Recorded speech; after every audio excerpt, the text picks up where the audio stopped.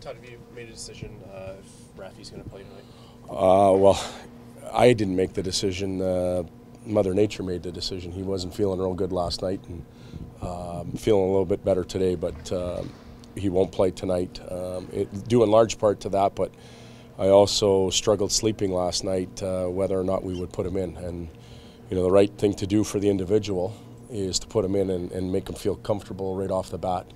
But we have to do what's right for the team, and there's been a lot of guys that have played well lately and have to continue that reward. So that likely would have been the decision, but the unfortunate part, Mother Nature got involved and she took care of it.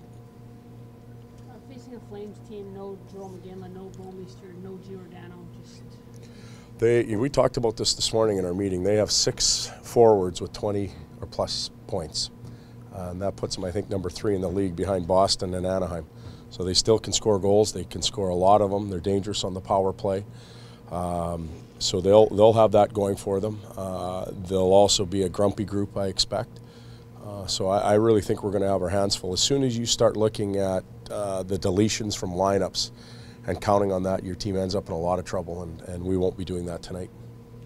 Todd, what's the mood that you sense maybe growing in your room after 6 wins in a row?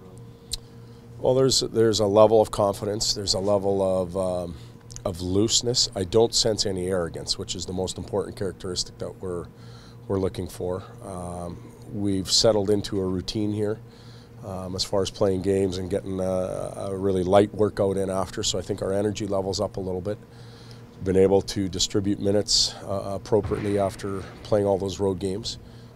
So I like where we're at, but we know the games coming up are going to be must-wins, basically. You figure Hannon could be a few games before he... Yeah, Scotty's still injured and didn't skate today. He'll need some time to get healthy. With the win streak, you guys are now in a position where you can think about home ice advantage for the first round of the playoffs at least.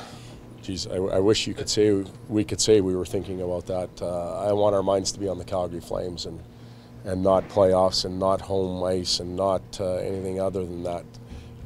We got ourselves in trouble in the past thinking the way that you had mentioned, and that's not what we want. It seems like you've settled into a routine here where games every other day and you give the team off between games. Has that been the biggest challenge as a coach this year, and you feel like you found something that now is working? Well, they've earned the right to rest.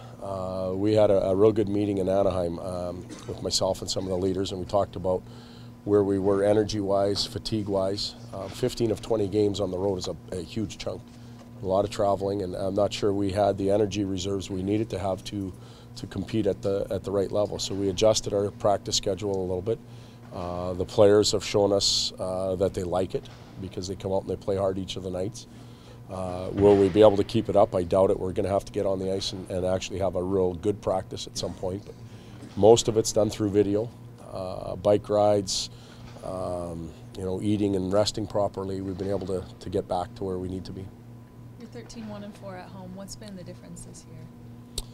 We seem to be energized a little bit more here for whatever reason. Get off to good starts, often score first.